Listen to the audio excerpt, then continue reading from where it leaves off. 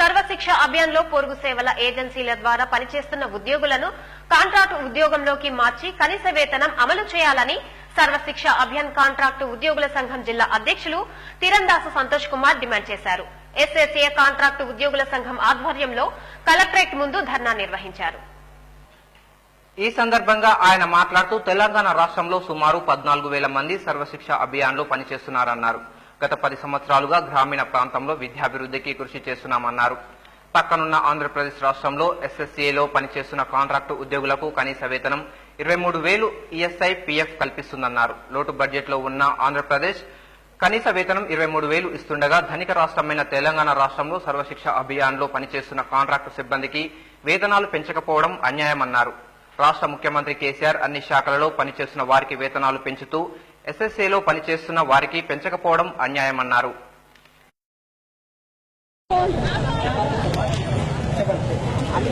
తెలంగాణ రాష్ట్రంలో సర్వశిక్ష అభియాన్ నందు సుమారు 14,000 మంది కాంట్రాక్టు ఉద్యోగులు ఈ రాష్ట్రంలో పనిచేస్తా ఉన్నారు.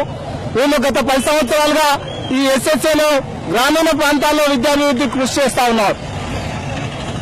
పక్కనున్నటువంటి ఆంధ్రప్రదేశ్ రాష్ట్రం ఈరోజు సర్వశిక్ష అభియాన్ కాంట్రాక్టు ఉద్యోగులకు కనీస వేతనము 23,000గా అమలు చేస్తూ వాళ్ళకి ఈఎస్ఐ పీఎఫ్ సౌకర్యాలు కల్పిస్తున్నది. మరి లోటు బడ్జెట్ ఉన్నటువంటి రాష్ట్రం వాళ్ళకి 23,000గా కనీస వేతనం నిర్ణయించినప్పుడు మరి ధనిక రాష్ట్రమైన తెలంగాణ రాష్ట్రంలో సర్వశిక్ష అభియాన్ కాంట్రాక్టు ఉద్యోగుల వేతనాలు పెంచకపోవడం, నేటి వరకు కూడా పెంచకపోవడం అన్యాయం. రాష్ట్ర ముఖ్యమంత్రి వర్యులు కేసీఆర్ గారు తెలంగాణలో పనిచేస్తున్న డిగ్రీ కాలేజ్ లెక్చరర్లకు 100% వేతనాలు పెంచారు. ఎలక్ట్రిసిటీలో పనిచేస్తున్న అవుట్ సోర్సింగ్ ఉద్యోగులను కూడా కాంట్రాక్టు చేశారు. వీపీకేలకు పెంచారు, అంగన్వాడీలకు పెంచారు, హోంగార్డులకు పెంచారు. మరి సర్వశిక్ష అభియాన్ కాంట్రాక్టు ఉద్యోగులు ఏం పాపం చేశారని చెప్పేసి మేము ముఖ్యమంత్రి గారిని అడుగుతా ఉన్నాం. అయ్యా, మీ వేతన పెంపు కోసం, ఉద్యోగ భద్రత కోసం గత 10 సంవత్సరాలుగా మేము ఎదురు చూస్తా ఉన్నాం. తెలంగాణ వచ్చినాక మా బతుకులు బాగుపడతాయని అనుకున్నాం. కానీ మీరు వచ్చి ఇప్పటికి 4 సంవత్సరాలు పూర్తవుతుంది. కానీ మా యొక్క కష్టాలు తీరలేదు.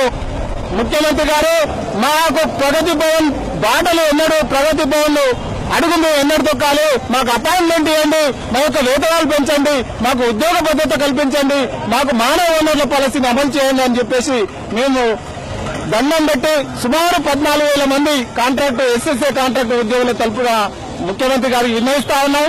మా యొక్క కుటుంబాల బాధలను అర్థం చేసుకోవాలని చెప్పేసి ముఖ్యమంత్రి గారిని వేడుకుంటా ఉన్నాం.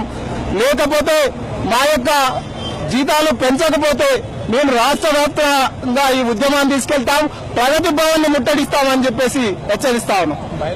ఈ ధర్నా కార్యక్రమంలో గడ్డం లింగయ్య, కారింగు జానయ్య, ధార వెంకన్న, మారోజు శివరామకృష్ణ, యాట వెంకట్, సుంకోజు భిక్షమయ్య తదితరులు పాల్గొన్నారు.